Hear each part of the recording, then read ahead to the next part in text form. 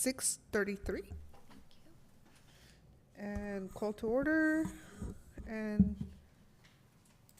Commissioner Griggs, would you lead us on the Pledge of Allegiance, please? I pledge allegiance to the flag of the United States of America and to the republic for which it stands, one nation, under God, indivisible, with liberty and justice for all. Okay. Should we do the motion before the roll call? Let's go ahead and do the roll call and then we'll address. Okay, so we'll do roll call. One moment. Okay, so Commissioner Griggs? Here. Commissioner Mamarel? Here. Commissioner Margalotti? Vice Chair Cervente? Here. And Chair Einberger. Okay, so a motion to excuse, I need a motion to excuse Chair Einberger and Commissioner Margolotti, please. Yeah, I move to excuse for cause Commissioner, or Chair Einberger and Commissioner Margalotti. I second. Okay. Thank you. And do we have any public comments? We do not have any public comment at this time, Chair. Okay, any agenda changes? Commissioners? Nope, nothing Okay. here. So we'll move to our consent calendar. Item 1, approve meeting minutes from the November 10th, 2022 PCS meeting.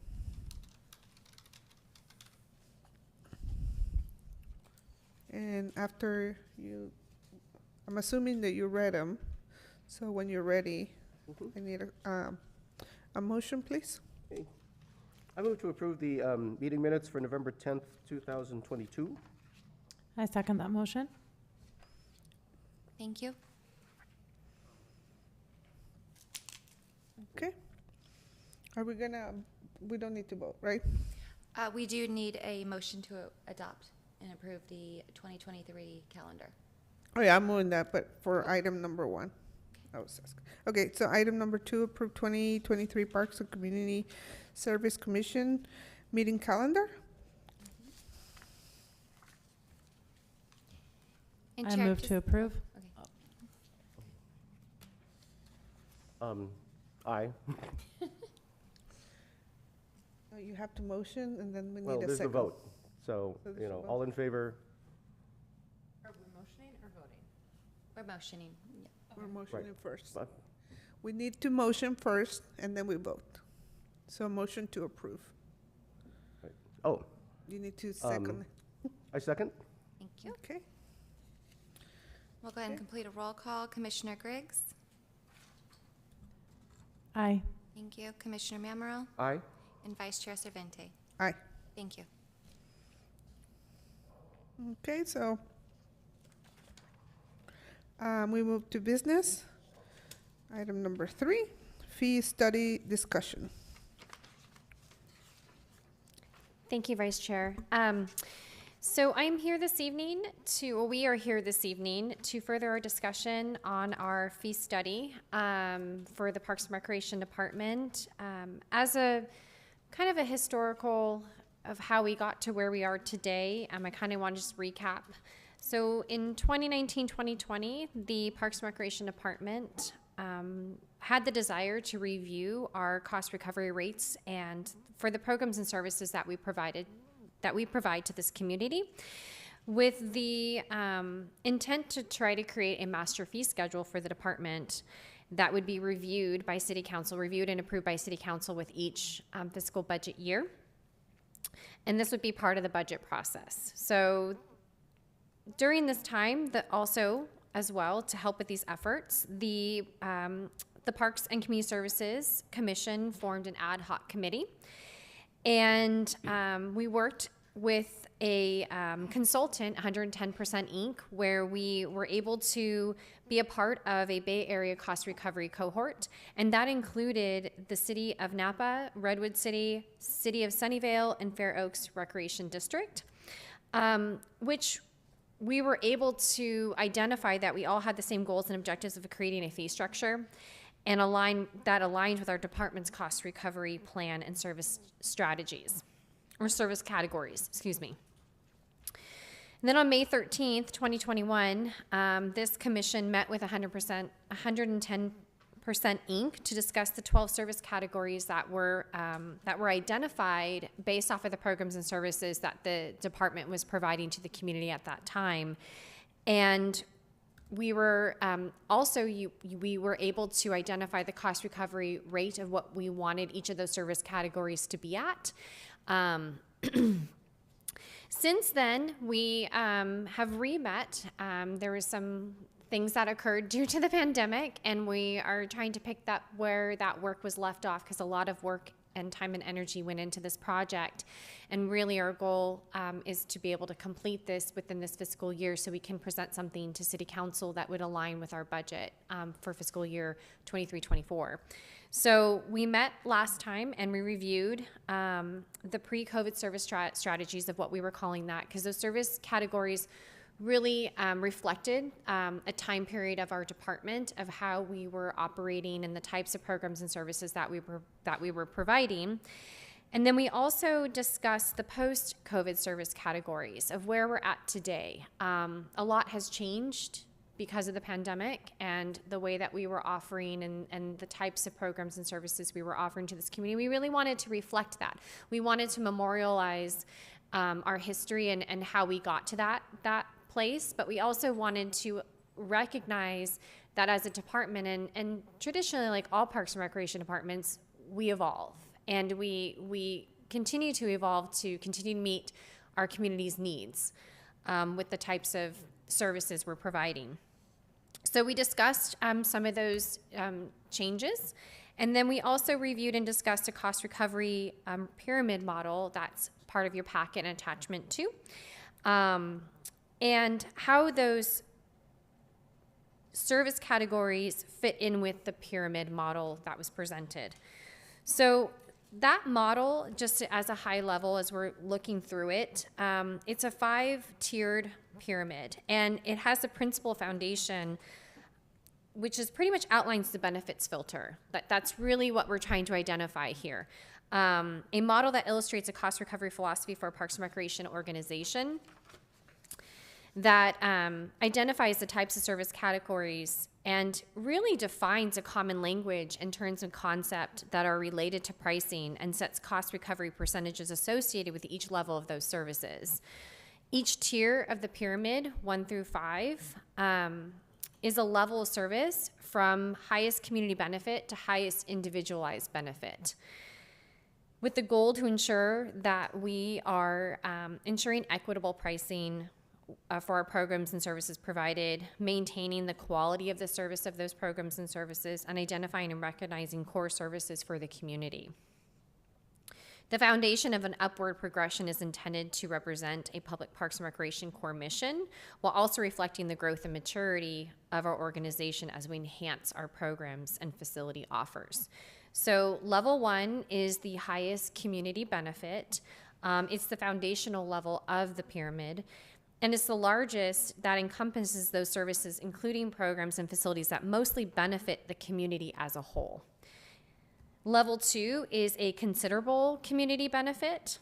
This is the second smallest level of the pyramid. It represents the services that promote individual, physical, and mental well-being, and may begin to provide skill development. They are generally traditionally expected services and or for beginner instructed levels. And then you have level 3, which is a balanced community individual benefit. The third level of the pyramid representing the services that promote individual physical and mental well-being and provides that intermediate level of skill development. So it's really that half, that we're at the halfway point of the pyramid. Level 4 is a most individual benefit that specializes in services generally for a specific group or those that have a competitive focus. And then level 5 is the highly individual benefit, which is the top of the pyramid. It's the 5th and smallest level, representing the services that have revenue positive potential, maybe an enterprise fund, maybe the same market as a private sector, or may fall outside the core mission of the agency. So Our goal this evening is to look at the post-service categories of what we are trying to have for our department now, where we at and where we think this department is going for the future. And then look at the pyramid and make sure that those service categories of where they're located on the pyramid fit with the cost recovery rates that have already been identified by this group and by all the work and hard efforts of staff and this commission. And then we're going to take our fees. You have a printout that I have included in your packet, and we're going to walk through of where we think those fees should fit in those service categories. So we can go ahead and start off with the service categories. And that is going to be in your packet on page 11. And I tried to organize it in a way based off of what we discussed last time, and I just wanted to go through them with you one more time to make sure that I clearly captured our conversation on November 10th.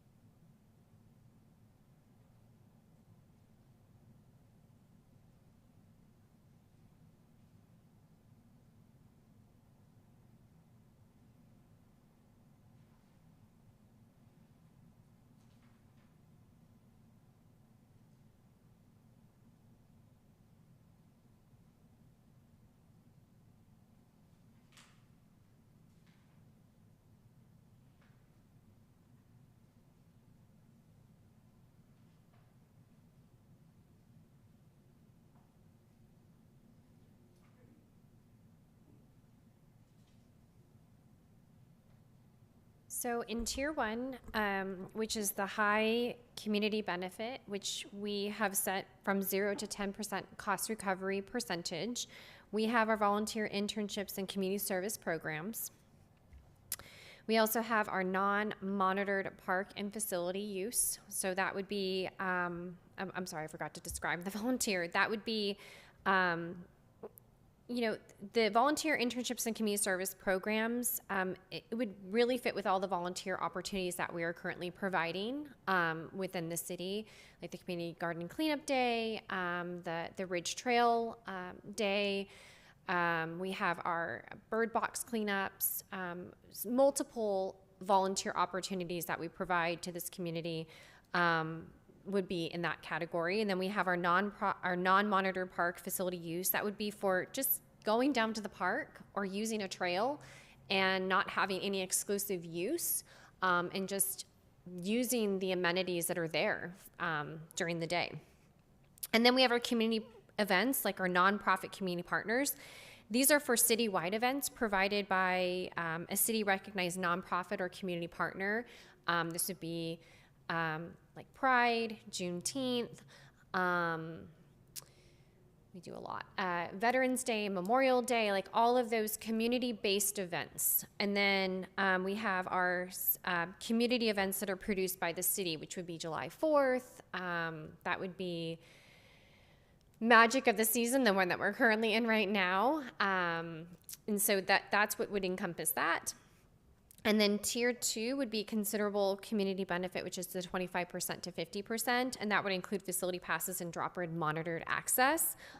This is a use of a recreation facility for an organized city program that requires staff monitoring. So this would be like lap swim, open gym, type of drop-in programs where you're physically dropping in to participate in a program, and there are staff that are associated with that program. And then we have tier 3, which is the balanced community and individual benefit, which is a 25 to 75% cost recovery. And that would include our rentals for exclusive use for affiliates, partners, and community services. This would be like exclusive use of a city space or facility for a one-time, one-season basis on a formal agreement for a group that has an allied interest with the city. So like fundraiser events would be a perfect example.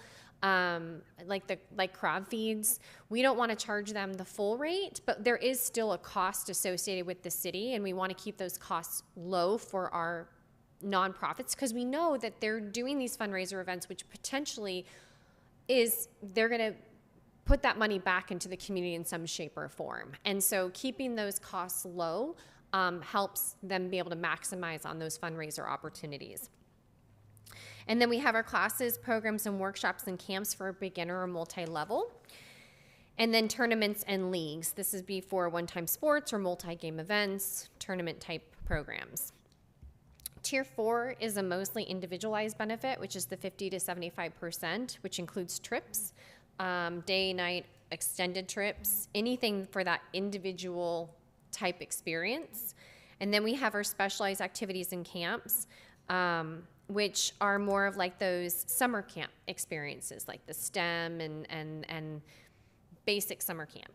And then we have classes, programs, and workshops and clinics that are for advanced and competitive use.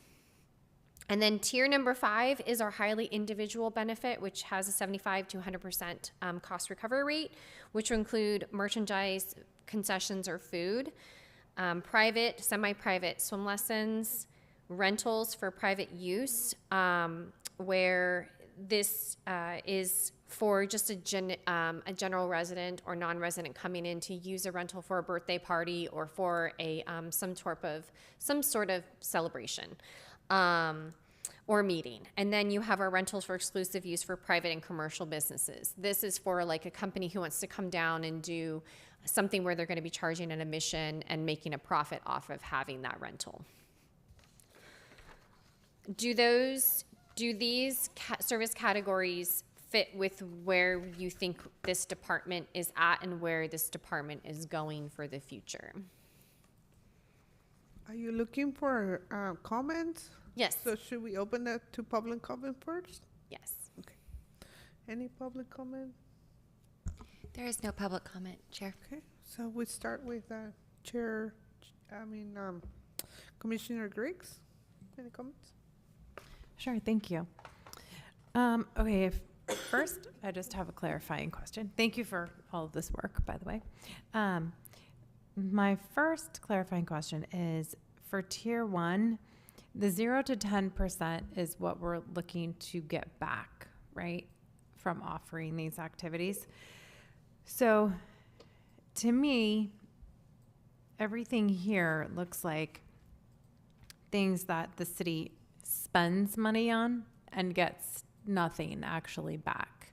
So I feel like this should be sort of like a negative percentage instead of a 0 to 10%, because I don't see anything in here where we're actually charging any sort of fee and getting any cost recovery back. So I don't know if there's a tier 0 or a tier -1, but it doesn't really seem appropriate that we're getting, up to 10% back in cost recovery. We're actually spending money. So I think we need to account for that if we're really going to balance things here. Thank you for bringing that up. I think when we talk about cost recovery rates, it's the money that is returned based off of the money that we've spent, right? So if we spend $1 and we want to get $1, that's 100% cost recovery. If we spend $1 and get 50 cents back, that's a 50% cost recovery. If we spend $1 and get 0 back, that's 0% cost recovery. 0 is the lowest we could go. So for a lot of like the volunteer opportunities, we're spending money knowing that like we have to buy supplies and whatever else to support that program. But there's benefits to it, right? It's not just about money at the end of the day. There are a lot of the things that we do for this community. It's quality of service, quality of life, and there isn't always this tangible monetary value that is attached to the programs and services that we are providing. Yes, sometimes there's staff time associated with that, but we know that if we budget for that and we know that there's no revenue, then we know what that expense is, but we know that there's no revenue tied to that. But identifying what that expense is prepares this department. When we go in front of city council, we can say X amount of dollars is being allocated towards these volunteer opportunities. There's no revenue tied to that. However, the experience, the outcome of that service is greater than the revenue that we are investing into this program. So 0 would be the lowest. Where we see that 10% come back is some of times for our community events like Magic of the Season and July 4th, we ask for sponsorships. Sometimes we'll get community sponsorships, and we'll have some of our nonprofit partners or some of the bigger corporations and businesses, they'll sponsor something, and that's where there is revenue that potentially could be tied to that event. And that's where it's that lower percentage, right? So we may be spending on an event like 4th of July. Fireworks are $25,000. We may get a 10% cost recovery, right? We may get a sponsorship in the amount of a 10% cost recovery that offsets that expense. But the idea here is to identify identify what we're doing and understanding the cost recovery or the revenue or whatever is tied to that, identifying that early on so we can be able to explain that to the community, that we know that based off of these 4 types of services that we provide, which can be in multiples of different ways, could be a 0%, could be a 10%. That's why you're going to see when you see a budget, like right now our budget is subsidized by the general fund. The way that it's set up right now, we have a 30% cost recovery for our entire department, which means 70% of our budget is general fund, is being supported by general fund. We're taking and we're breaking out and identifying which areas are going to have that percentage, and potentially, being able to, when we look at our fees, have a better understanding of where those fees need to sit and what that cost recovery for each individual fee is, where it's at. I hope that makes sense. It does. Thank you. I appreciate the explanation and the 10%. I didn't think about the sponsorship, so that's good. And all of this is like our community loves all of these programs, and all of these events are very important to continue and to not charge any sort of fee for sure. I just want to understand the percentages and the cost recovery portion of it so that we are pricing things that are individual benefit that people expect to pay, that we are pricing those appropriately so that we can continue to offer all of the community events and volunteer programs and all of those things that don't generate any revenue so that we can remain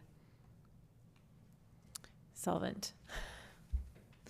Okay, and then I think I didn't have any questions about the other 4 tiers, except the only question I had was that the group lessons are tier 3 and the semi-private and private lessons are tier 5. I kind of feel like the group lessons should be tier 4 and not tier 3,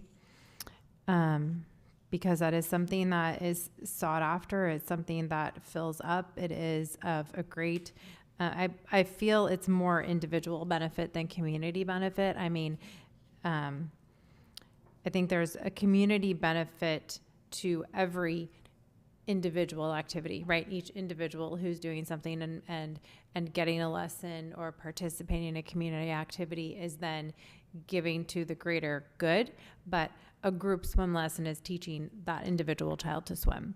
And so that I would say I feel would be more appropriate in tier 4. And other than that, I think they're all appropriate. And then I just had I don't know if we haven't gotten to this yet or not, but the current fee schedule that we're looking at, are these current or proposed? So the attachment that I included in this evening that was not part of the packet is the sheet that's right here. It's colored. These are the fees of where we're at now. And so potentially next steps, what's going to happen once we identify where we want everything to go, then staff is going to go back and look at all the fees and do the work behind the scenes of really, breaking it down of, okay, what is tied to that program, staff time, supplies, direct costs, like anything that would be considered direct. And then what we would then do is understand what that total cost of that program would be, and then we would multiply it by the percentage of what that cost recovery rate should be, and then we would determine on, okay, does the fee fit with the market? And then potentially the idea is to have something to be able to present to City Council that mirrors all the work that we've done here this evening. Okay, perfect. Thank you. Commissioner Mamaro?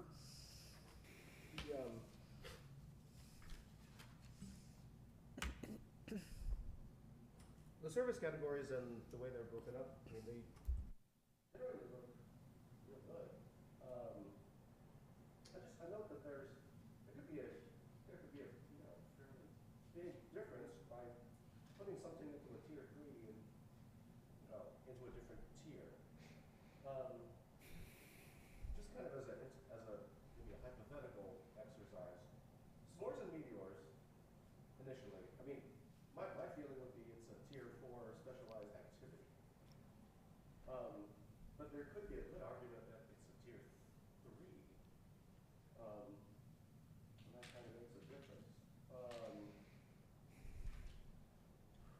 So, Looking ahead, I'm sorry.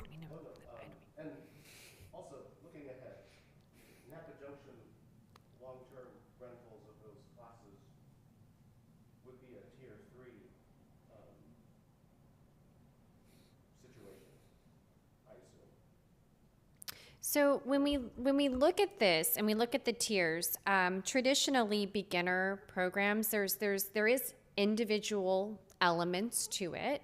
However, there's community benefits to it as well. When we take swim lessons as a whole, right? Yes, we're teaching an individual how to swim. However, that is a safety skill. That is a lifelong skill that will protect that individual and the community moving forward, of teaching that child water safety, not just learning how to swim, but how to be safe in and around water. And yes, there's capacity issues like within our facility. Like our swimming lesson program is very heavily impacted. Our wait list, I mean, even with the expansion of the program that we had this past summer, our wait list, shows how important our swim lessons are, right? But that doesn't really tell the story of the type of program that it is. Yes, not ignoring that they're popular and it's hard to get into and we need to expand our capacity. Not ignoring that and recognizing that this is an opportunity that if we can expand, we should be. But really just looking at the core function of that program, and is it really, does the individual benefit outweigh the community benefit, right? Because the higher you move up into the tier, you're distinguishing that there's more individualized benefit than there is community benefit. And when you look at beginner programs, you're thinking that people are coming to Parks and Recreation Departments to learn about something, right? To get some interest. They might spark an interest about baseball or basketball or painting, right?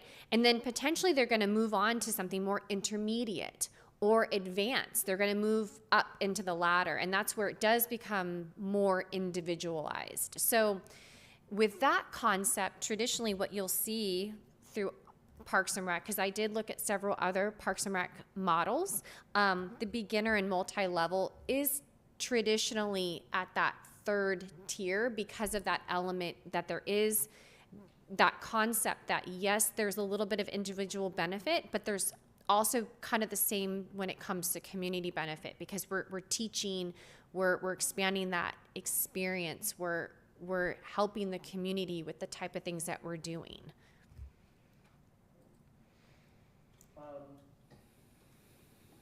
Next comment, also looking ahead. At some point, we're going to have a conversation about implementation of this. I don't know if that's now or soon or, sometime next year. Do you mind elaborating on implementation? Like, what do you mean by that comment? I understand that the department will be looking at the fees and making adjustments based on the recommendations and ultimately the approval by council of these tiers. But I assume we are not going to implement a bunch of changes in 2023. Or maybe we have, maybe we will. I don't know. I don't think we've had that conversation yet about. Oh, I'm sorry. Commissioner Manuel, can you turn your mic on? Oh. Thank you. I'm not sure if we've had the conversation about implementing it, implementing the fee changes, whether that's going to be done in a staggered way or whether it's going to be all done in, 1 or 2 or 3, whatever years. I mean, it's appropriate. Seems to me like it's appropriate for this body to analyze that and make those recommendations. So what we were planning on doing is once we put the fees and the buckets we want to put the buckets that we feel best that fits those fees, staff was going to go back and they're going to do the work and reanalyze the fees of where they're at. We did a lot of work with the programs and services in 2019, but our staffing costs have changed, our program costs have changed, and so we really need to redo those numbers and recrunch those numbers and get a better understanding of what they cost now. And then we're going to take the total cost and then based off of where it fits with the cost recovery rate, determine on what that fee should be, and compare it to the market. I mean, that's really what our job is to compare that fee with the market. What is Vacaville charging for that? What is Napa? What is, all of our surrounding cities? and really understanding, is there a threshold, is there capacity to raise those fees, and presenting that to council. That really is a council conversation. That's not this body. Council makes those financial decisions because they have constituents that they need to answer to. So that conversation will be presented to council on how they want to roll that out. And we'll make a recommendation where we've, based off of the data that we've collected and based off of the work that we've done here this evening. We're not done yet. We have quite a lot to do still before we present it to council. But our idea is to go back and reanalyze these fees and look at it, and then try to come up with a master fee schedule that we feel that would be fair and equitable to this community based off of surrounding data and the data that we have, and make that recommendation. Do we raise fees in 23-24? Is that going to be part of the budget discussion? And maybe there is in certain areas, and maybe it is in other, not in other areas. But that conversation is going to be at the council level because they make those financial decisions. Okay. And then potentially, if there is what I'm envisioning and what I've experienced in the past, is if you have a fee that's under market value and you're trying to get it to that market rate, you do that over time. It's like a minimal increase over time. That's typically adopted by the city council, and that's something that's built into your budget as part of that process. Okay, I understand. That's not an issue that we're gonna review. Council will figure that out, and it's also, to some extent, relieving because the pushback I can foresee that the pushback is gonna go to council, not this body. Correct. Correct. And that's why council makes those decisions, because they're the ones who are representing the public as one body, and they make those, they're physically responsible for this city, and so they're the ones that will make that decision. Okay, no further comments from me. Commissioner Margolati?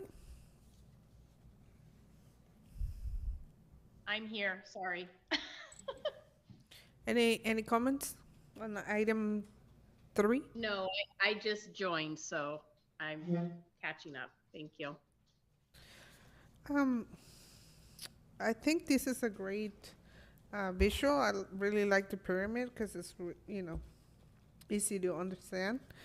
I did not see, or maybe I missed it, the community garden.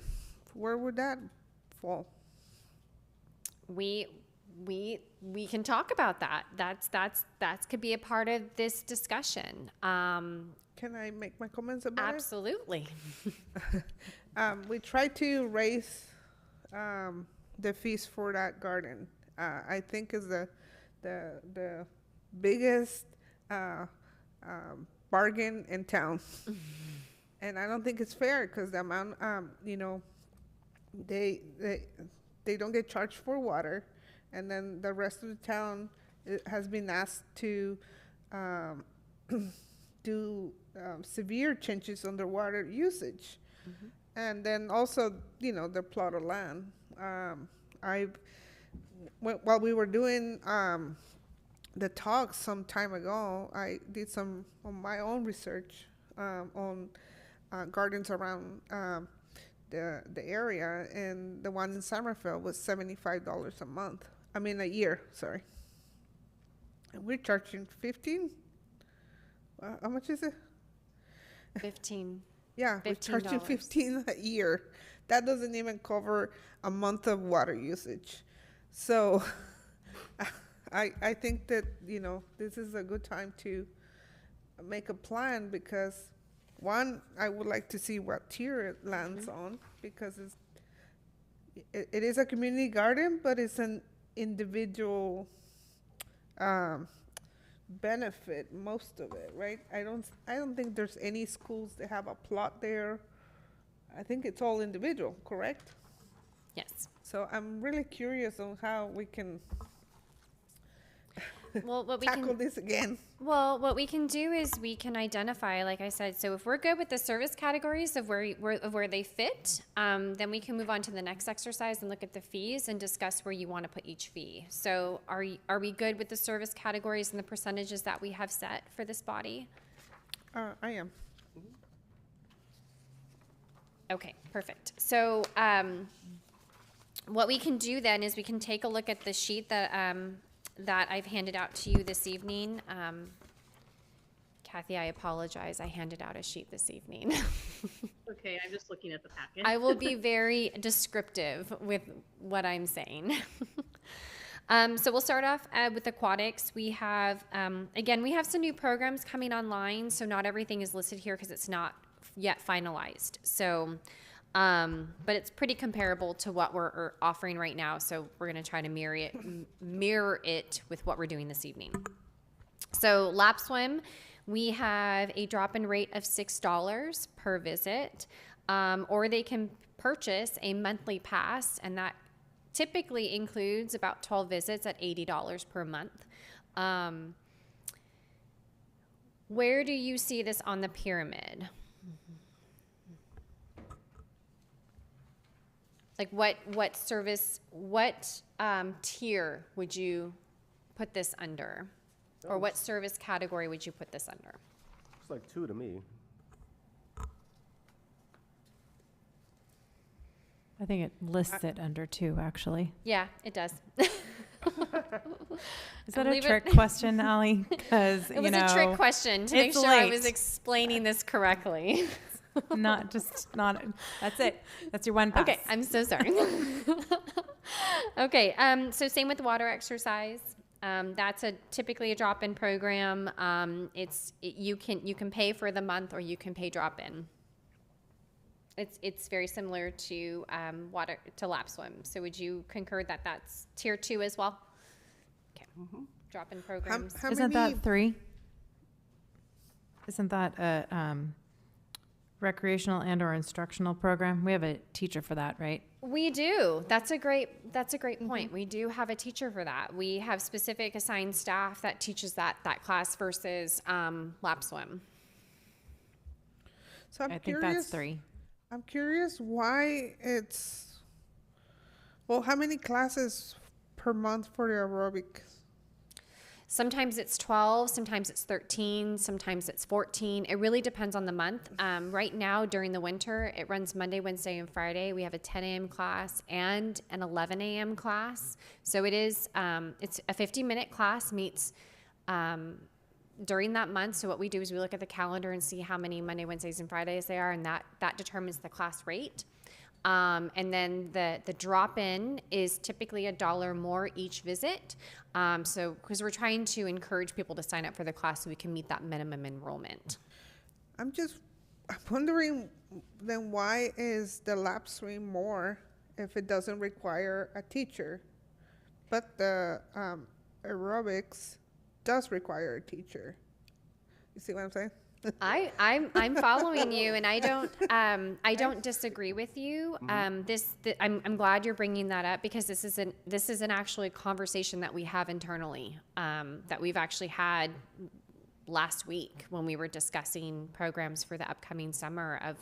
Lap swim is a drop-in program. You don't have an instructor tied to it. Yes, there's lifeguard staff. Yes, there's program costs, but there's no physical teacher teaching the class. They're literally swimming on their own. Yeah. But then you have your water exercise class that has an instructor, right? An extra cost, and an actual instructor, Right. that is on the deck teaching the class, and it's less than our lap swim program.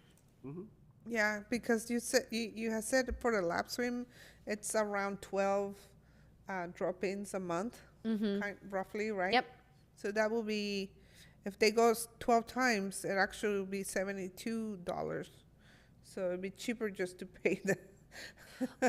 This was around, like, the $80 a month is typically we try to break it out to however many days, and sometimes lap swim Right. is more than water exercise. There's more opportunities, and that's why the monthly cost is going to be a little bit more, but the drop-in cost traditionally is $1 more than what we would charge per visit if they So, were to sign up for the Do entire you- month. Do you have data that you keep to see how much this monthly lap swimmers actually use? So Yes. it's about 12. So it's, yeah, I would like to revisit this and see how we can make it a little fair. Yeah. Do you think that it's, these current fees were based on capacity?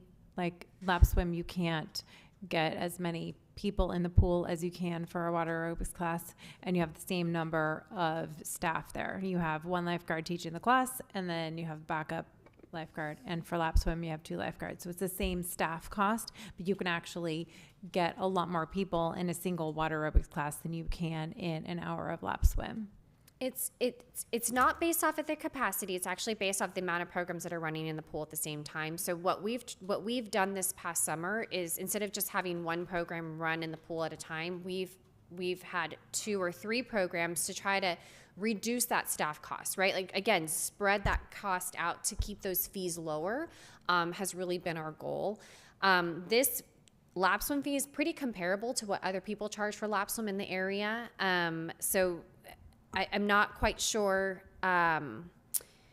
The monthly cost was something that we tried to do this past year that is new. And again, it's allowing them to sign up for the entire month. So taking all of those visits and creating that opportunity for them to sign up for the program, based off of the amount of opportunities that are occurring, versus the drop-in where they're just paying each time they go.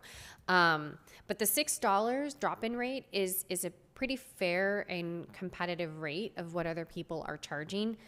The lap swim one is where I tend to have a little bit of a heartburn with, just again, based off of what we have discussed this evening.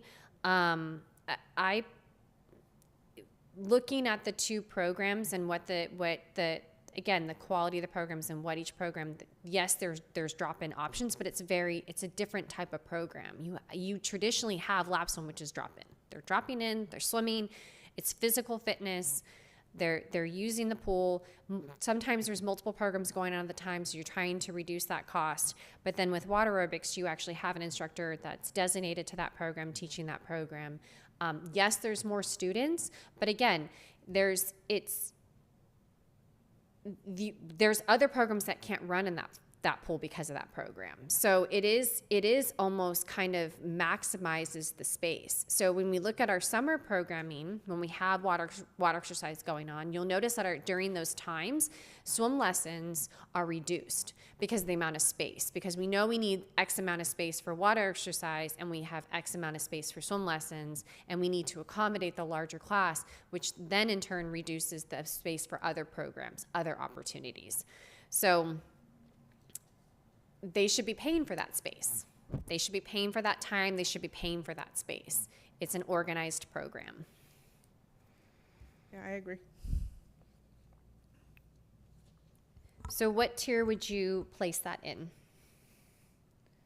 The water Water aerobics? Yes. 3. 3. And under classes and programs, correct? Okay. Yeah.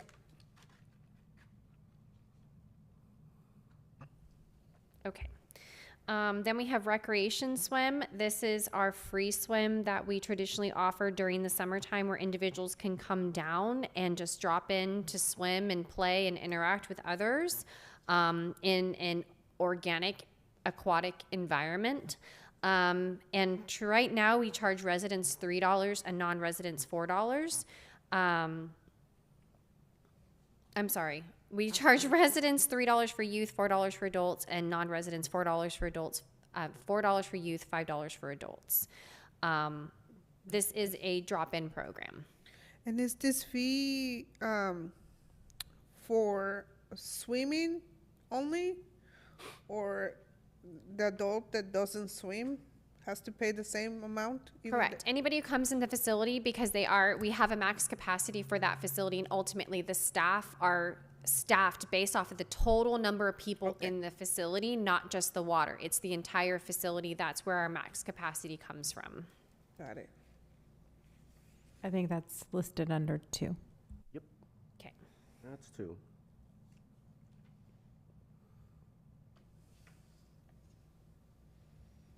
Then we have our swim lessons, which are group swim lessons. So this includes 8 25-minute classes. They are group settings. We take up to 5 registered students per class with an extra space to be able to move students around. So the max capacity per class would be 6 students to 1 instructor. So it is that traditional group setting. I see it as a 4. I would like to argue it's a 4. Either that or the private swim lessons need to come from a 5 to a 4. But I don't think we can skip tier 4 with your argument with community benefit for individual swim lessons. The individual learning to swim having a community benefit, because how the individual learns to swim, whether it's in a group setting or a private setting, you can't qualify that as their individual learning ability being more community benefit or individual benefit. And that's what you're doing when you separate these tiers. You're saying if you take swim lessons in a group setting, it's more community benefit. And if you take swim lessons in a private setting, it's more individual benefit. And I don't see that difference. I think that's kind of discriminatory. So when we look at the private, just so that we understand private, when we talk about recreation programs, there's that group element, right? When it comes to programming, we have that minimum enrollment, we have that maximum enrollment, but then you have that specialized enrollment, which is the one-on-one instruction. You're taking that instructor's full attention, and so you're actually, instead of only getting, when you look at a group swim lesson, when you have 8 25-minute classes. How many minutes? I think it's like 240 minutes, I think what it is. So imagine 240 minutes being spread out between 6 individuals versus 240 minutes versus 1 individual. Is that individual benefit or is that community benefit? So again, it's those type of settings and how those programs are structured. Yes, in general, we're teaching a skill, but how is that skill being utilized? Is it in a group setting where you're sharing that instruction with other people, or are you taking tennis lessons and it's privatized and it's one-on-one instruction? I understand what you're saying now, but it contradicts what you said earlier, because what you said earlier was that we're teaching individuals in the community to swim, which is a community benefit because it's teaching water safety across the broader community. And what I'm saying is that some individuals need private lessons. For instance, they are 13 and they've never been in a group lesson, and it's simply not safe for them to be in a group lesson at 13, and they need that private lesson. But they're still getting that swim lesson. They're still getting that water safety. So how is that individual getting the swim lesson less of a community benefit and more of an individual benefit than the child that's in group swim lessons at 3 and continues on with group swim lessons until they go into like a more intermediate rec program? That's where I have issue with where we're drawing the lines here between community benefit and individual benefit. I think the type of lesson can't determine the type of benefit. The lesson is the lesson is the lesson. If that truly is the feeling and the consensus of the entire group, then we need to revisit our service categories, because we did identify as private being more individualized part of the service categories. I'm not saying that it's not more individualized. I'm saying group lessons being a 3 and private or semi-private being a 5 is too much of a gap. Either the private and semi-private need to be a 4 or the group needs to be a 4. There needs to be less of a gap. Yep. I just want to remind the director about how important these semi-private and private lessons are for children with special needs. Mm-hmm. And more often than not, these special need families, might not be able to afford the high prices of semi and private lessons. So, And absolutely, I am Commissioner- I'm aware of that, and we do have the scholarship program too. So that is an opportunity as well. But again, this whole exercise this evening is to put each program into its service category and recognize and look at the cost recovery percentage of where that service category sits, and then us being able to identify what that fee is based off of the program cost, and then multiplying it by the cost recovery rate and understanding what that rate would be, and is that rate a fair and equitable rate that this community can sustain, really. Yeah. And that's also part of it, but that's after this step. And I do worry for families with special needs children, because oftentimes they are actually told that no, they cannot be in a group setting. You know, they have to be, and they're told that by staff. I hope that has never happened at our facility. I can tell you since Yes, it I've been has. here, I can tell you since I've been here, that has not been the message, and that will continue to not be the message. It has happened before. I know, you know, from a parent that happened to. The child was nonverbal, and she was told that child couldn't be in a group setting. And They had to pony up the. Also, Commissioner Margolati has her hand up. I think, I would just, I can see where the cost is an issue because it is private or semi-private, and I do know that there's scholarships available, so I would hope people would take advantage. I do think that group lessons for swim, I would move it to tier 4.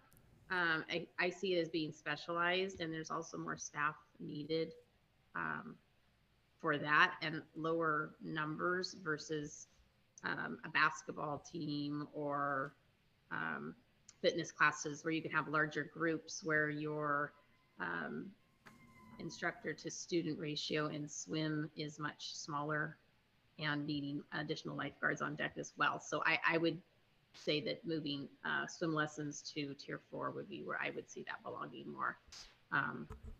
So that would be my comment. Thank you. Commissioner Mamro? Well, I guess that's some of the other, some of the distinctions we also need to make in thinking about this will be beginner, kind of entry-level classes. And also, we're talking about kind of benefit to the community. Seems to me like swim lessons benefit the person for their whole lifetime. So that's another factor. And I'm actually fine with having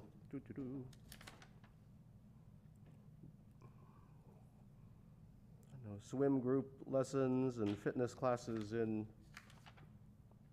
tier 3.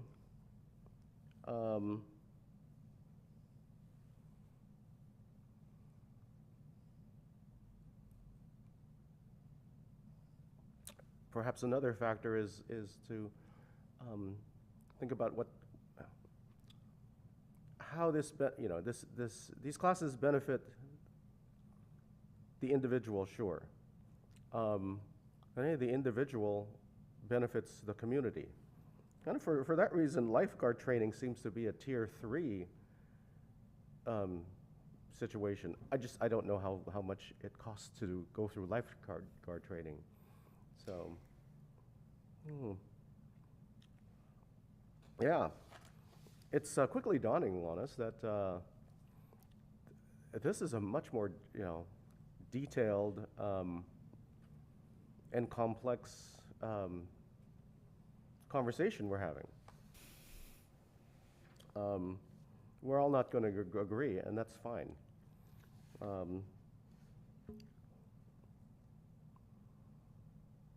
Okay, that's it for me. So what is our consensus for swim lessons? Do we want to move swim lessons? Do we want to move? So my question for this commission this evening is, did you want to take the classes, programs, workshops, and camps for beginner and multi-level? Did you want to move that out of tier 3 and move it into tier 4? Or did you want to just move swim lessons in particular into tier 4, possibly under specialized activities and camps?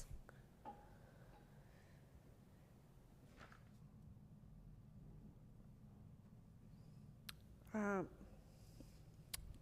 I'm think wondering, sorry.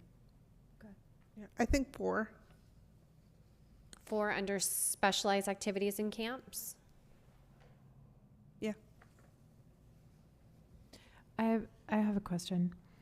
Under classes, programs, workshops, camps, and clinics, advanced/competitive certifications under tier 4, what are the competitive swim clinics that we're offering and travel competitive sports? Do we offer any of those things? Not right now, we don't, but there is a potential where there might be some things coming down the pipeline that may be an opportunity in the future. Okay. Then I think that all classes, programs, workshops, and camps, beginner through certifications, belong in tier 4. And we remove competitive swim clinics and travel competitive sports and put it in tier 5 if that were to ever come to be, because those definitely are much more individualized, are going to take coaches that are more highly trained, and I feel that group swim lessons belongs in tier 4, and that makes me feel better about the private and the semi-private being in tier 5.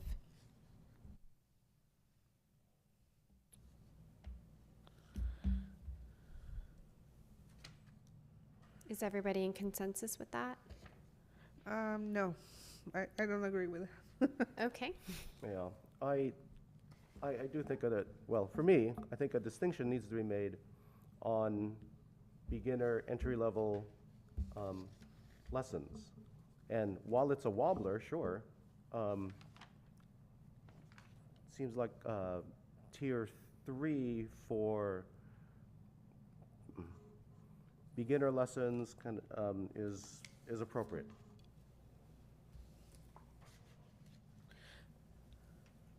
Commissioner Margolati, you had your hand up? I did, but then I was thinking that I probably had already said whether I agreed or not. I do think moving some lessons regardless to tier 4 makes sense because it is a smaller ratio of instructor to students, and it is specialized. So that, I guess, would be what I kind of felt like I maybe already had said that, so. Okay. Should we move on to camps? Not yet. You Not guys yet? haven't given me a direction on swim lessons yet. Oh, I thought I did. It's mixed. Yeah, from my ear, it sounds like it's 2-2. It's 2-2.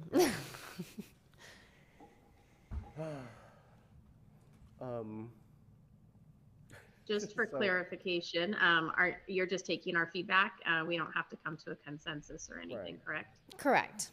Yeah, that's correct. And just so that you all understand from my seat in this, there really isn't a big change when you look at the cost recovery rate between 3 and 4. Cost recovery rate between 3 is 25 to 75, 4 is 50 to 75. So even if we were to put it in 3, there could still be that idea that it's going to have a minimum cost recovery rate of 50%.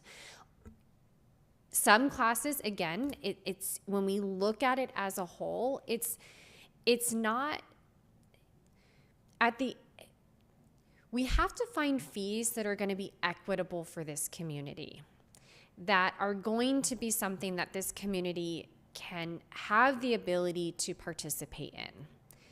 Our goal this evening is not to raise our fees and make our department 100% cost recovery. That's not our goal. Our goal this evening is to identify where we want each program to go based off of the cost recovery rate. If we're comfortable with having that flexibility, because we're not just talking swim lessons, we're also talking about tennis. You're talking about what other beginner programs? Soccer, mini soccer. Like where, if we look at the beginner level, if we just look at the beginner level for all types of programs, right?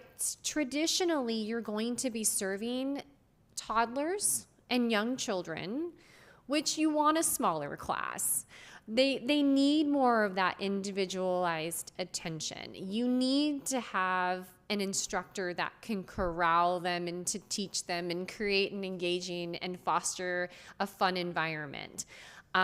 We know that swim lessons traditionally cost more because of the staffing that is tied to an aquatic facility. However, we know that soccer isn't going to cost as much because they only have one instructor versus 3 staff, right? So based off of what I'm hearing from all of you is we want to make sure that we're charging appropriately for swim lessons. We recognize that there is a higher cost, right, to swim lessons. But then we also want to be sensitive to this community and recognize that our fees need to be equitable so where people can actually attend them and participate in them and experience the types of programs and services that we're offering. So I vote to keep the beginner in the mid-range, level 3, because traditionally that's where it is across the board for parks and recreation departments, and that way it gives the staff the flexibility to price accordingly depending on the type of beginner program that we have, evaluating the total number of staff that are associated with that program, and really trying to come up with a fee based off of the cost recovery rate that we feel that this community would be able to pay to be able to participate. So that's what I would like to do this evening. I know swim lessons is very specialized when it comes to the type of staff and everything that's going on. But I still think it can fit in that 3 bucket because you have that threshold. It's actually a larger threshold that it gives us more flexibility to have that 25% to 75%. And we're not just boxing ourselves in because the moment we move that beginner level into 4, then you're looking at soccer lessons, you're looking at all those other things that are beginner that don't have those higher staffing costs that we would want to make sure that we consider. We haven't even talked about the non-resident fee. Is there a way that we can somehow, brainstorm on Yeah, I mean, so getting it to a higher tier for non-residents? So traditionally, non-resident rates are based off of your resident rates. So where we, let's just say our swim lessons right now are $60 for residents, our non-residents are $70. Traditionally, it's about $10 more, 10% more. That's kind of what we've been kind of doing, but that again, that's going to be set at City Council's discretion. They're going to tell us what that rate should be. They're going to tell us what that percentage should be. So Napa charges way more for non-residents. That's one and thing. it also depends on programs. I mean, Yeah. I've seen adult softball leagues where the residents pay $600 for a team and non-residents pay $720. And that again, it's that percentage or that fee that's set by City Council. But yes, we absolutely should have a non-resident rate. I 100% agree with you on that. It seems like a non-resident versus resident rate kind of exists outside of the tiers. Whether you're a resident or a non-resident, your individual benefit is going to be the same. The only difference is you have to travel to American Canyon because you're not a resident. So, I think also we need to talk about the elephant on the room that folks from the South come here because we have better facilities and safer. And that's because I've heard it from them. Yeah, and They come here because, it's Okay. nicer and Well- so it's not just because they want to go on a joyride. And so come. factoring that into it, then an argument could be made that they get a bigger individual benefit from going to American Canyon because of the safety and the quality, et cetera. So, I mean, that might be a way to justify the non-resident rate and still keep it in the tier. So when it comes, so what I want to focus on this evening, let's not focus on non-residents because that is going to be a conversation for city council. I absolutely agree with you. We should have a non-resident rate. Residents, they pay taxes. They pay for these facilities. They pay for these amenities and opportunities and programs and services through their taxes. That's why, we have a resident rate, and traditionally non-residents pay more because they're not investing, they're not paying those taxes. It gets really sticky when you start saying, okay, a group swim lesson for residents is going to be in tier 3, but a group lessons for non-residents is going to be tier 4. It's better to streamline that process and adopt something as a city that's adopted by city council, that non-residents rates, and just as an example, is either going to be $10 more versus the resident rate or 10% more, whatever that threshold market is. And that is going to be a conversation with city council because, again, when we create these master fee schedules, the idea is that it's part of the budget process. It's part of our packet. So that way we can identify, okay, these are the programs and services that we're going to be providing for this next fiscal year. This is where the revenue is going to be generated from. This is where the expenses are going to be generated from. Here's your master fee schedule. Adopt that. And that way, staff can't just charge whatever they want to charge. It's an actual fee that's set by city council. And any program or service that is new would then potentially be at the discretion of city council, and that would need to, again, have a fee that's adopted by them. So I don't want to focus too much on the non-resident rate. I hear you loud and clear. We need it. I agree with you 100%. But really what I want to focus on this evening is putting our programs in the appropriate tier so that way we can identify what that cost recovery rate should be. And so that way staff can do the work that needs to be done so we can get this in front of council and get a master fee schedule. So swim lessons. Back to swim lessons. I'm hearing a divide. So thank you so much for your feedback. We're going to move on. Semi-private swim lessons. That is where you have 2 students to 1 instructor, or again, that's it's not that full group setting, but you're going to have less students in a class to an instructor. So in essence, you have more individualized instruction, but it's still kind of somewhat in a group setting.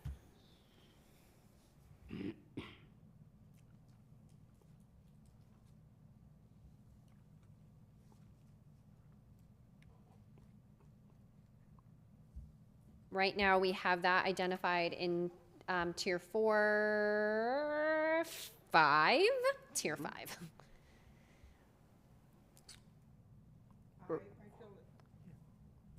Perhaps semi-private is appropriate for 4 and private is appropriate for 5.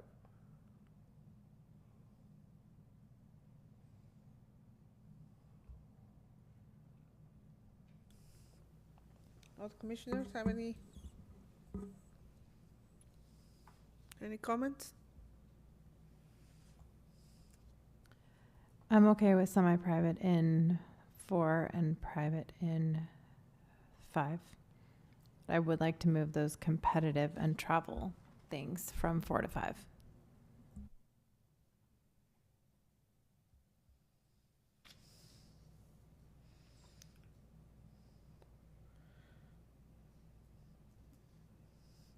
The where are the?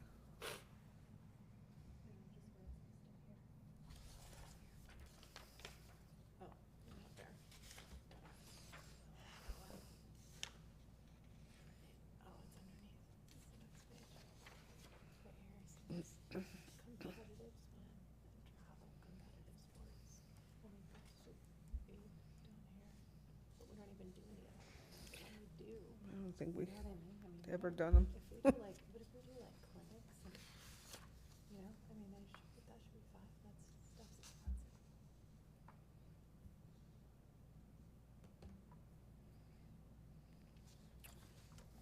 Okay, Commissioner Margolati, you okay with 4 and 5? Yes. Okay. We got it? Commissioner Manuel, are you okay with that? Yes. Thank you. Okay, moving on. City in-person all-day summer camp. So again, this is the traditional summer camp that is provided during the summer. It's all day. Where would you see that in these tiers?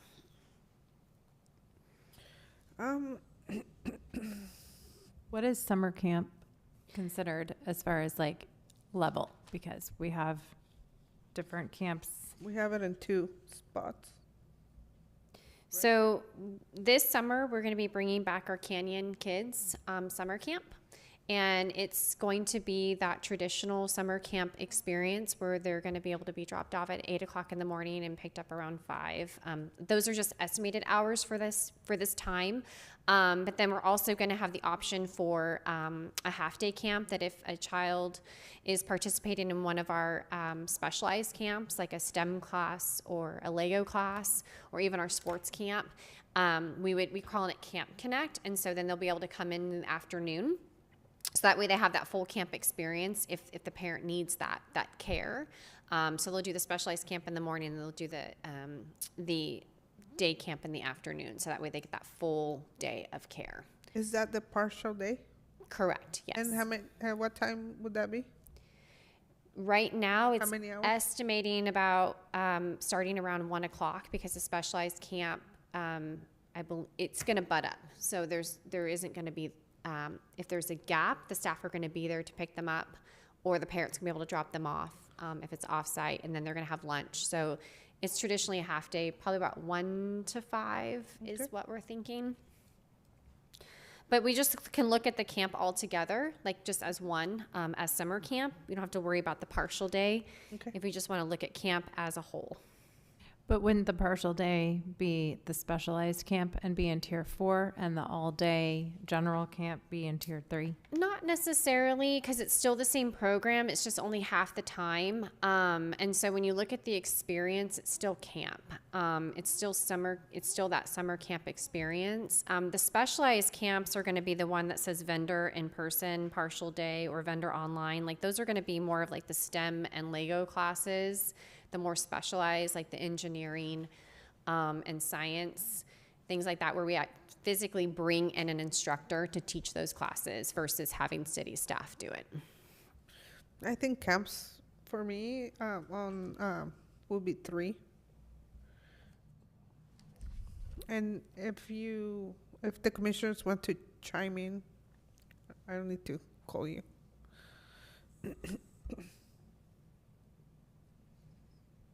Yeah, I'm fine with general day camp being a 3. I just think we need some definition around. I see specialized activities camps. I see nature camps, sports camps, summer camps, technology, STEAM camps. And I saw you list some of those, I just heard you list some of those as being the partial day camp. And so I think whether you were bringing in a vendor or not, if it's a specialized camp, it's a specialized camp. If it's a partial day or a full day, whatever it is, like everything needs to go into the same bucket based on definition, not based on how much you spend. If we're truly looking at community benefit and putting things appropriately as far as the benefit to the individual or the community. Agreed. And I think where the confusion is lying is that the city in-person all-day camp and the city in-person partial day camp is still one camp. It's not specialized. It's just the Canyon Kids camp. And where it says vendor in-person partial day, that is our specialized camps. So that's where you're going to have like the STEM and the Lego and the science and the things like that. So understood of the distinction. I just think the title on this spreadsheet is not matching what it's saying. I apologize for that. So maybe just to clarify the distinction between the different camps, I'd suggest like naming the tier 3 camps as city camps, and then the tier 4 specialized camps. That works. Specialized Perfect. camps. So that would encompass the last two in that column. It would be the vendor in person, the vendor online. Those are specialized Yes, so those, yeah. in tier So 4. those are vendor camps. Yep. Specialized camps are 4 in my mind. Well, the city camps are going to be, whether they're all day or partial, are going to be 3. Great. Commissioner Margolati? I think where it's at in 4 is appropriate. Okay. Should we move on to youth sports? Yes. So we have open gym drop-in. So this is a drop-in program. Staff is tied to the program just to be on site to monitor it, but it really pretty much runs itself. They play basketball, volleyball. I believe they're going to be opening up like a pickleball drop-in as well. So very traditional drop-in program. I think that's a 2, it's listed. Yeah, I would leave it at 2 as well. Okay, Yes, I agree. 2 is good. great. Moving on to tennis. This is that group setting tennis class, the sports program.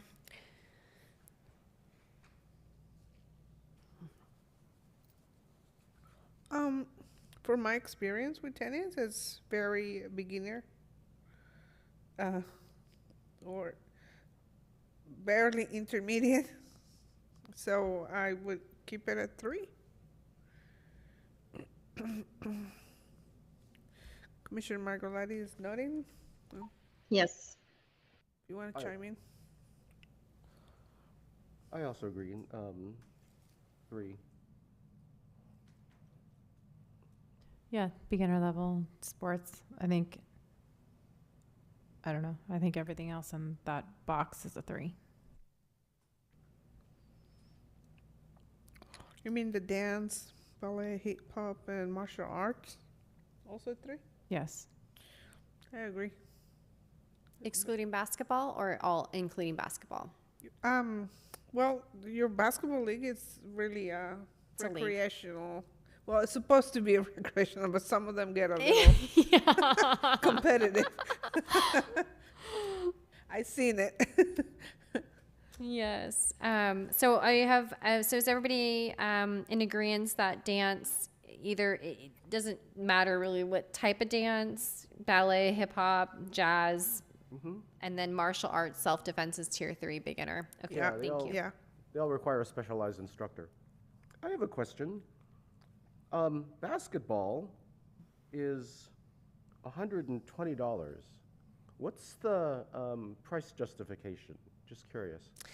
The amount of time that program runs. So that program runs anywhere between 8 to 10 weeks. And they meet anywhere between 2 to 3 times a week between practices and games. And they're actual organized practices and organized games. So it's actually a league. It's not just a program, it's a basketball league. So they're getting instruction and then they're also getting the game experience. Okay. It's like And is it a- Junior Warriors. Okay. Is it $120 for the whole season or for a Yeah, season? and based okay. off of the market, that is pretty competitive. Yeah, that's pretty. Yeah. It's actually a great deal. Yeah, that's. I've seen the private leagues and the Napa leagues, and they're a lot of money. Yeah. Got it. Thank you for the clarification. You're welcome. So where would you see that program? Basketball was at 3. 3, 2? Okay. Yes. Yeah. Okay. We're going 3s all the way 3s, to let's go. martial arts. Thank you. All right. Adult sports, rec and arts. We have yoga.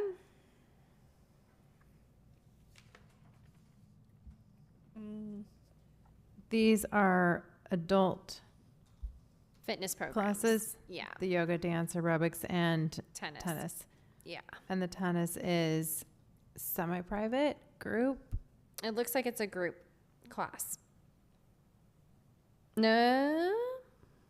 Each lesson, that's that's private. I was gonna say, because I've never seen a group lesson for adults. Yeah, it's private. Well, at least the years that I've been here. Thank you. What? I really haven't seen dance and aerobics either. We I are just- working on it. Okay. I'm like, wait a minute. This is We stuff are is not working happening on here. it. We are trying to expand. That's an area for opportunity for our department. We would like to expand our fitness and dance and sports opportunities for adults in this community. We have some potential programming coming up in the summertime that we are pretty excited about. So you I had think- you had a yoga class in the past activity, and it was $75 a month, and now I see 20 here. What's the difference? I mean, We have a couple yoga programs, and traditionally they are taught by independent contracted instructors, and they traditionally will set that rate based off of how many class meetings that they are going to be having, just like any program. Like you look at the total class meetings, you look at the time, you look at your minimum enrollment, your maximum enrollment, and you try to make that fee competitive and comparable to what other programs are being charged. I wouldn't so much look at the fee. I would just look at the program, because again, it's these okay. fees are really they're not going to. Some may stay the same, some may change. I'm and- just and- curious. Yeah. I think for the next 4, yoga, dance, aerobics, and tennis, since it's something that those things aren't really happening right now for adults, and you said that we're working on them with the city to get those programs more beefed up. I would say that they all qualify as 3 or 4 based on level. So the beginner ones should be, we should, if we're going to start that programming, we should go for it. And it should be 3 for beginner and 4 for, intermediate advanced. And if we need to bring in vendors for the intermediate advanced, we go ahead and do that. And the community knows that they're going to get a higher level of instruction and get challenged a little bit more. So they're, they understand that that's going to cost a little more. Just like with anything else, rec programming is a much better deal, as Karina said, than, a club team. That's Right. going to cost a lot because Yes. it's more competitive and it's higher level. That makes a lot of sense. Gives you some room to grow, with 3 being kind of the beginner classes, 4 being intermediate, and 5 being advanced/private. Well, based on what you explained, 3, 4, and 5, they all meet at 75%. So I think you have that wiggle room in there. So whether we put it on 3 or 5, you can still. Yeah, and again, that's going to be based off, again, what's tied to that program, right? Like, what are the direct costs tied to that program? The staff expenses, the materials, the supplies. Is there a gym rental fee now that we need to consider because we're in the gym?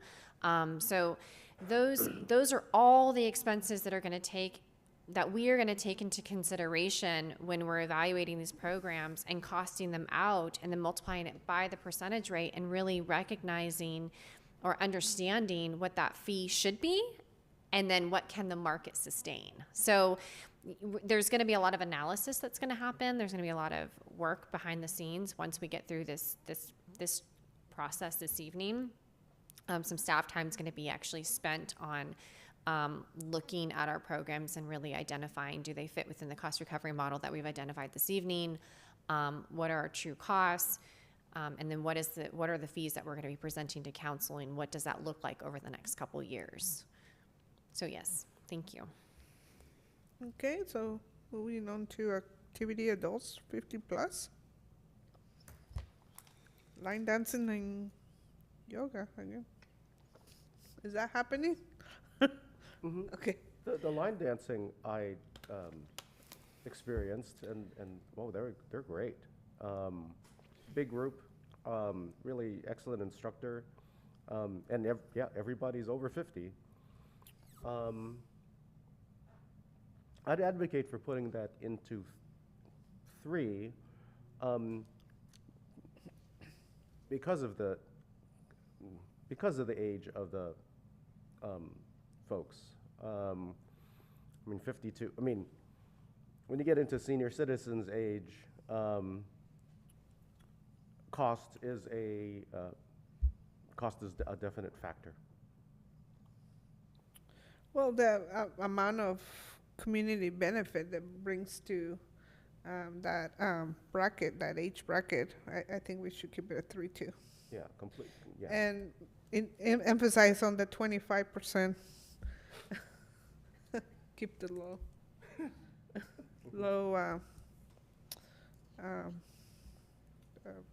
whatever, the low amount that they have to pay.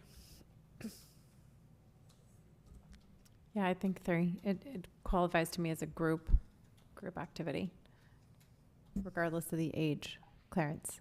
We're not giving people a discount because they're old and they can't keep up. Just stop it. You know, I'm in the age range. Because I'm about to qualify and I'm not. And I don't want a discount because you think I'm old. That's right. I take any discounts, I don't Yeah, care. get that AARP stuff. Yeah. That's been coming a long time. I suppose, though, change the facts a little bit, and if there's an advanced line dancing class or an advanced yoga class which needs a specialized instructor who is charging more as a vendor, then you'll need the wiggle room to pop that up to a 4. Right. And that's why we did this exercise with the service categories and identifying where we want those categories to sit on that pyramid. So that way it gives, it's kind of like a roadmap for future staff. When they're developing new programs, they're going to be able to say, oh, this is a group setting. So it's going to be in tier 3, where my cost recovery rate should be anywhere between 25 and 75% versus a more specialized program, which is going to be in tier 4, which is going to have that 50 to 75%. So really nailing this down is going to be a roadmap and a tool for staff for future when we create these new programs and services for the community. Right, right. And we're giving you some things to consider. Age of the participants, inexperience, vendors, etc.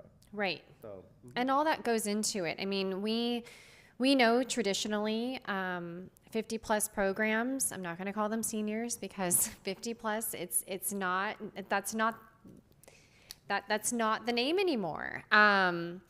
It doesn't fit with that category with those individuals. They don't identify with that. And here we recognize that traditionally with 50 plus programs, some of those individuals are on fixed incomes, and we want to be mindful of that. We want to make sure that we are recognizing that certain programs and services that we're going to be offering, there's going to be a higher threshold where we're going to be able to charge a little bit more, and there's going to be a lower threshold where we need to be mindful of the demographics that we're serving. And that's important for staff to really understand that and understand their community. And again, look at each program, and we need to know the true cost of it, because if we get asked those questions, I need to be able to say, well, line dancing costs X amount of dollars. However, it's based off of our roadmap of our service categories. We've identified that as a 3 and it needs to fit in this bucket over here. And we know based off of the individuals that we're serving, it needs to be on the lower because they're on a fixed income. So having that information is very helpful for staff when they're designing these programs and coming up with fees that are appropriate for the community that they're serving. And has there been talk about offering a line dancing class like 13 to 18? Like that we could go to the schools and do a little demo and... I'm taking notes. Because I think that would be fun, and we don't have a lot of activities for that age category here in this community. Yeah, thank you. I'm open to all programming ideas. No, I've been saying that for years. We need stuff for the teens. Mm-hmm. Okay, so, My favorite category, rentals. yes, here. Yep. So picnic areas, that's definitely a 5 for me. Oh, yeah. And $10 an hour, that is ridiculous. I don't understand why it's so low.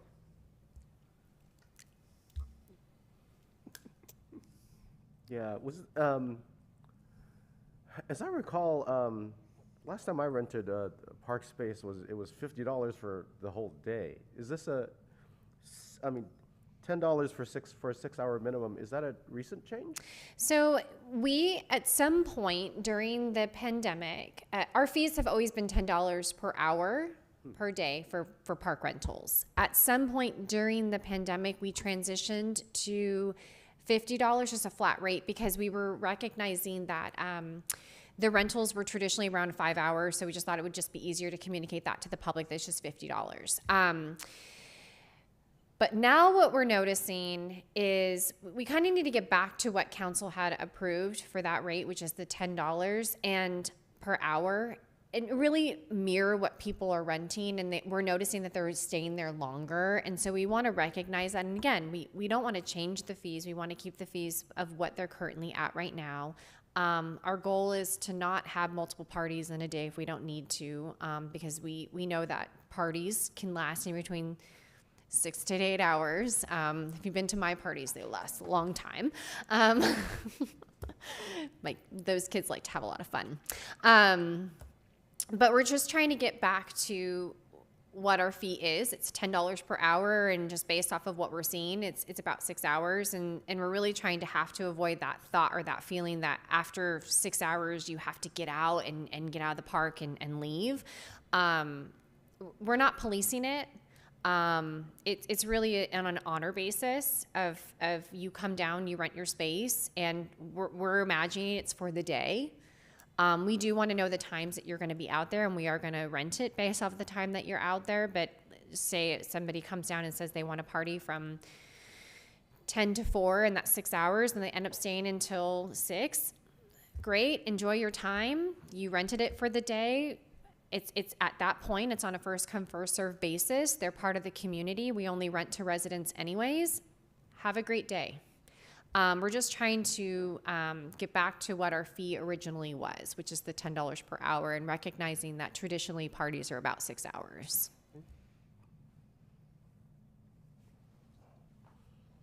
Okay, recreation center, residents. What is this? So the recreation center, so we put the fees in here. We probably shouldn't have put the fees, but just look at the rec center as being a rental. Again, rental for the recreation center, which is right next to the adult activity center. So it's a building rental. This the senior center? Like the physical space? No, Where's it's the right rec next center? to it. Right next to Right it, next the to it. little It's in- tiny, the old city hall. Okay. Yeah. It's not used that much. It's not rented that much, huh? We're actually not renting our facilities. So up until Saturday, right? Oh, Friday and Saturday, we have our first rentals after 2 years of being dark. Very excited.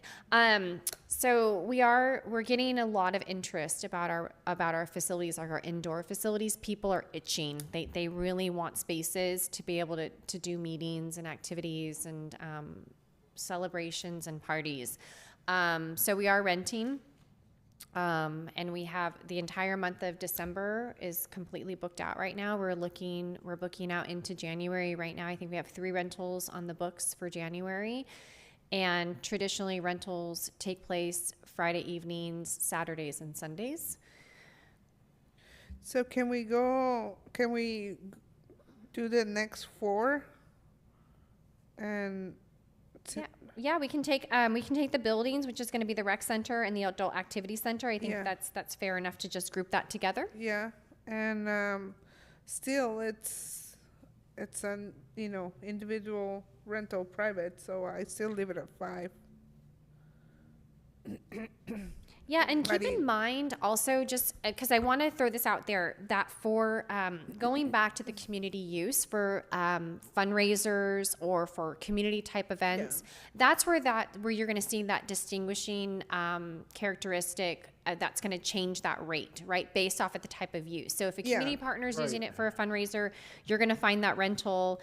It's going to be The nonprofit. the nonprofit. Yeah. Yes, thank you. Right, it'll be a 3. Correct. It's going to mirror that. And then if you, let's just say we have our Pride event that comes up and they want to do a community-based event out at Com Park too.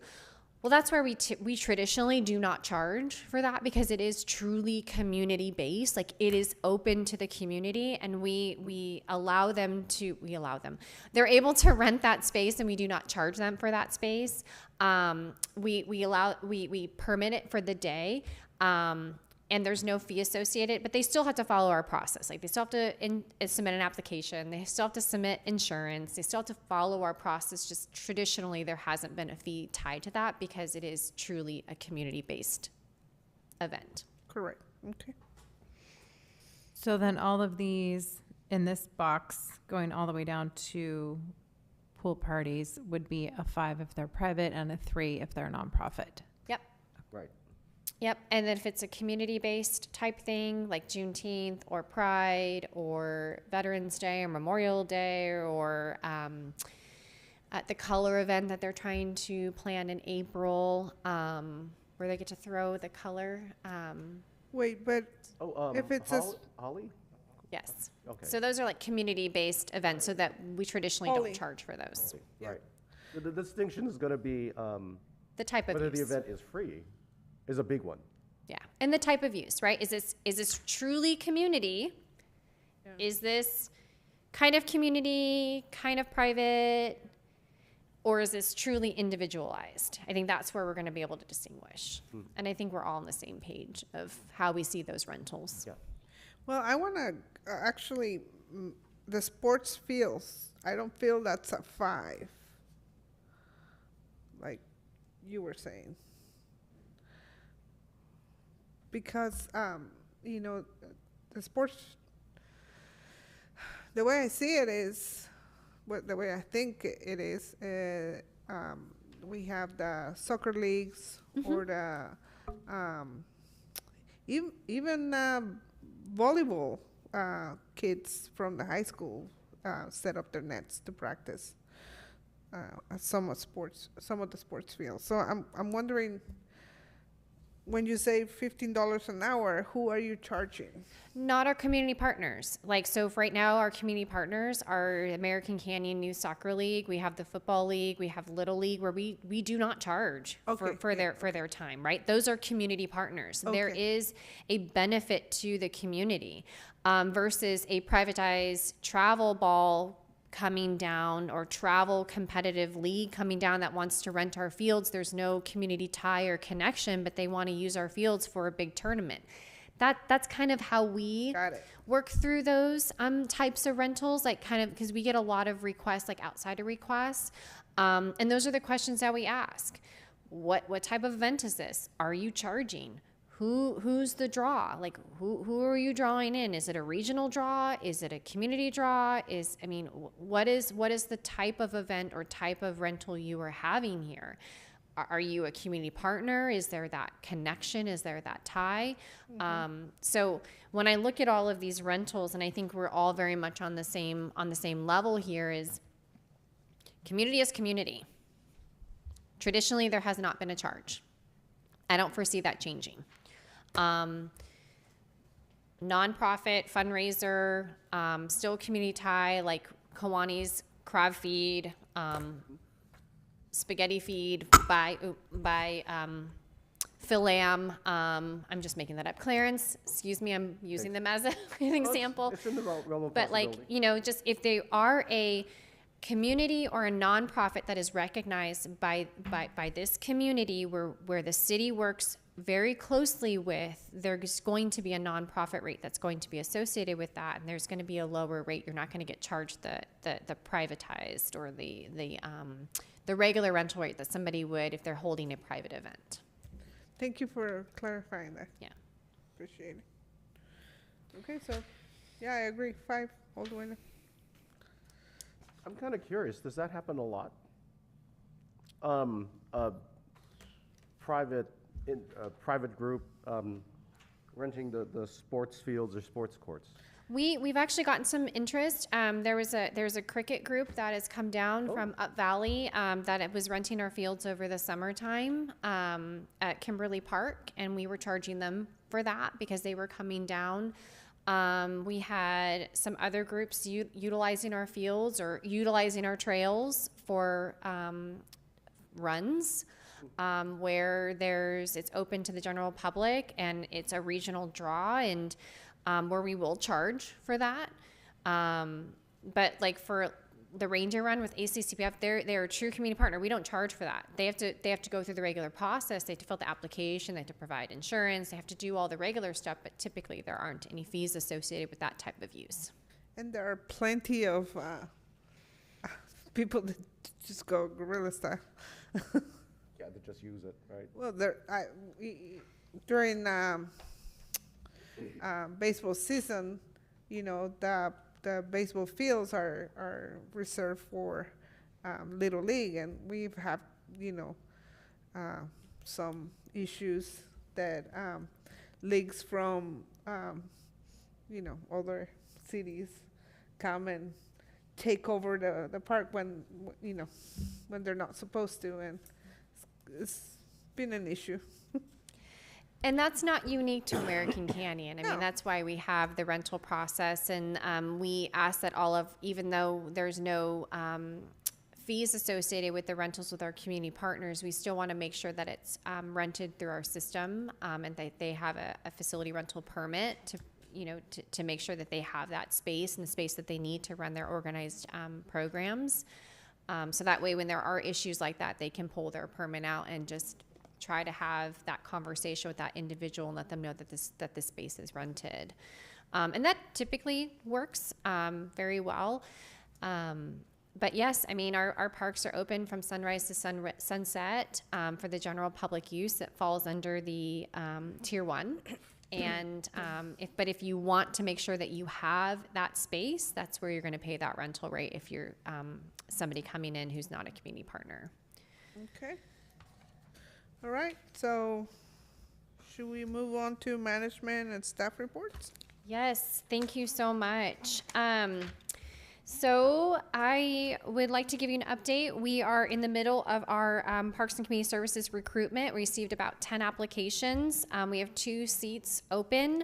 Those applications are going through a paper screening right now with City Council, and then we're expected to have interviews with the council in early January. And we're hoping to fill those seats by February. I would like to say thank you to both Karina and Kristen. This is their last meeting and serving on this commission, and it has been a pleasure getting to know the two of you. I know our journey is just beginning.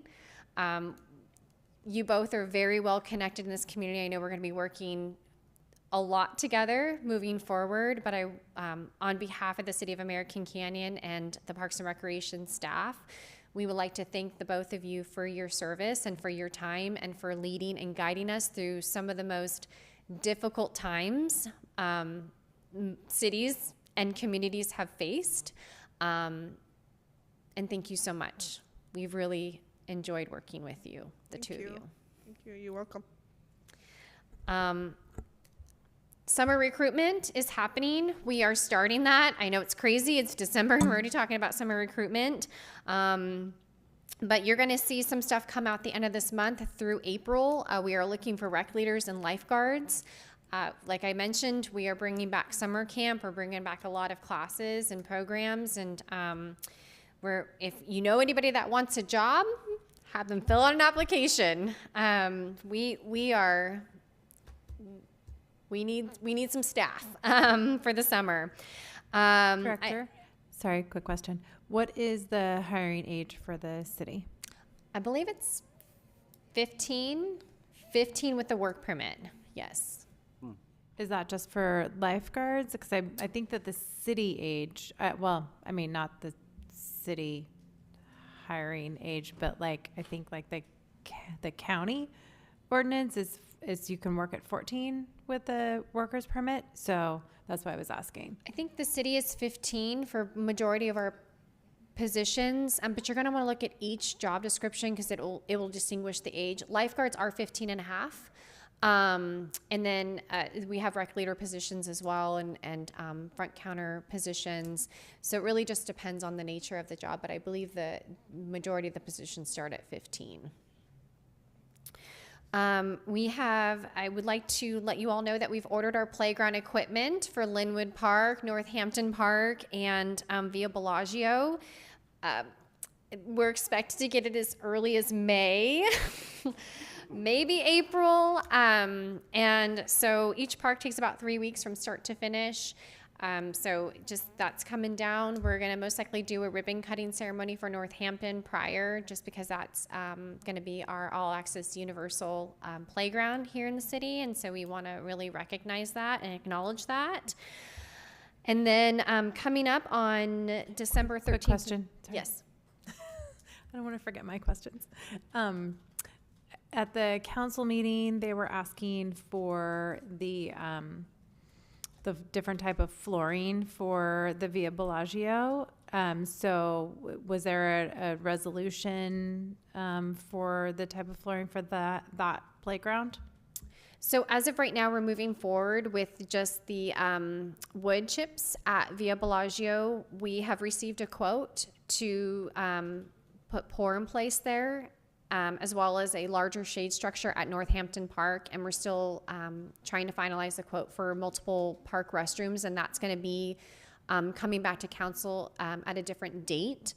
But moving right now with Via Bellagio, it's just going to stay the way that it is until we get further direction if we're going to decide to make that pour in place. And if the playground gets installed with the wood chips, is it easy to change out without having to remove the equipment? Yes, it is. Yes, correct. And so that's kind of the idea, that if we start this project and we, I will be transparent, pour in place is very expensive. Via Bellagio is a very large park. It was more than what I had anticipated, significantly more. And so that will need to, our city manager will need to have a conversation with our city council on further direction with that one. But right now, we're going to move forward with Via Bellagio with the wood chips. And if it's some case in the future we want to change it out, we can easily do that at any of our parks.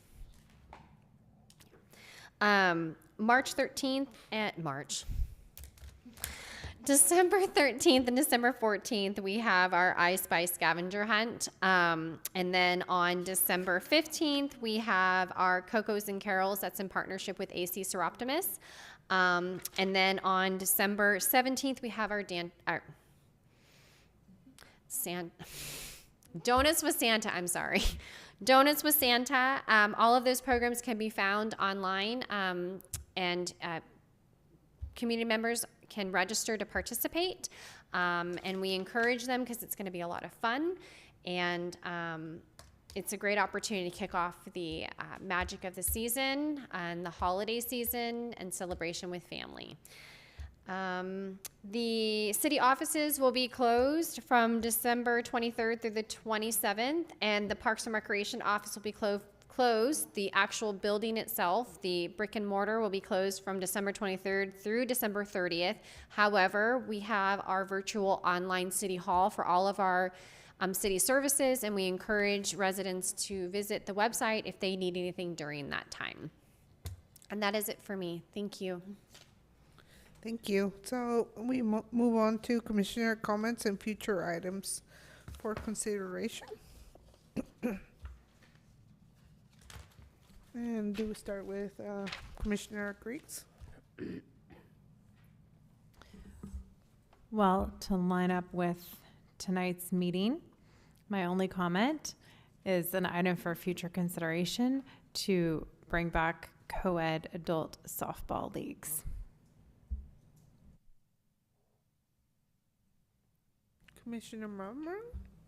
So my only comment is, I am processing that it's Chair Einberger's and Vice Chair Cervantes' last meeting on PCS. And it's 8 years? 9. 9 years. So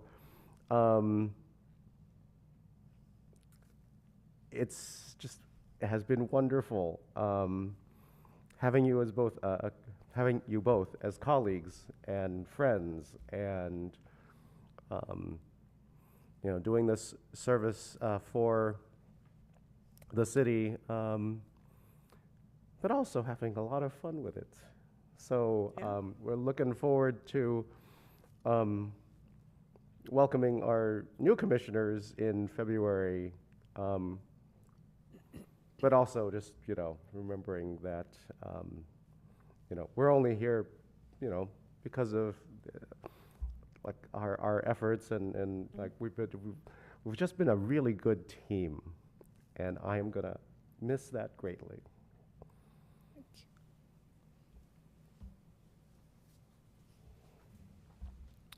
Thank you.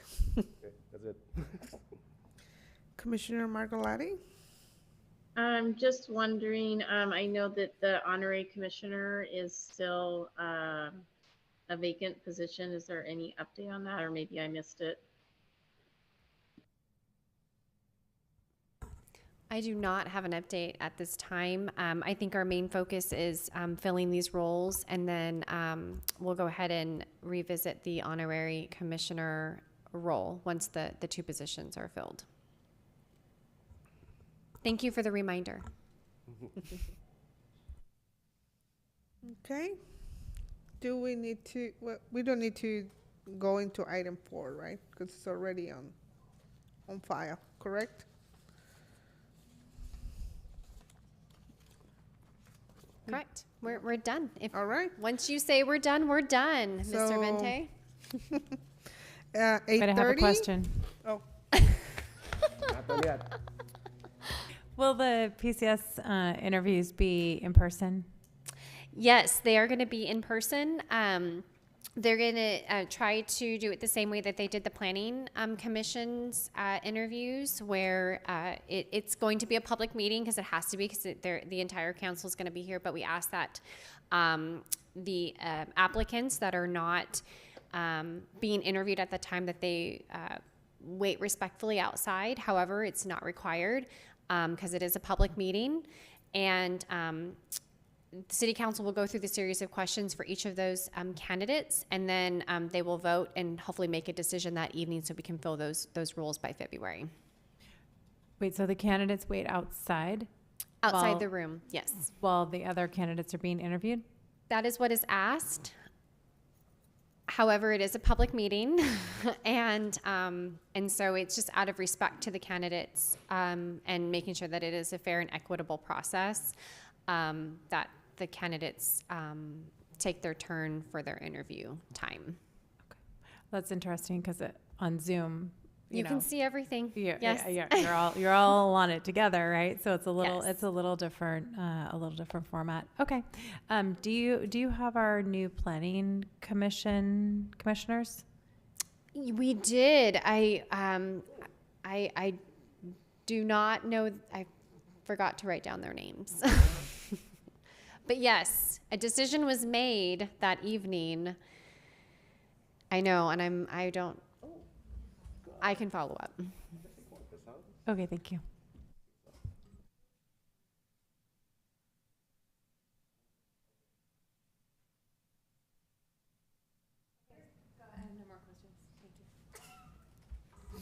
okay, so we adjourn at 8:32, and this will be my last time too. So I'm gonna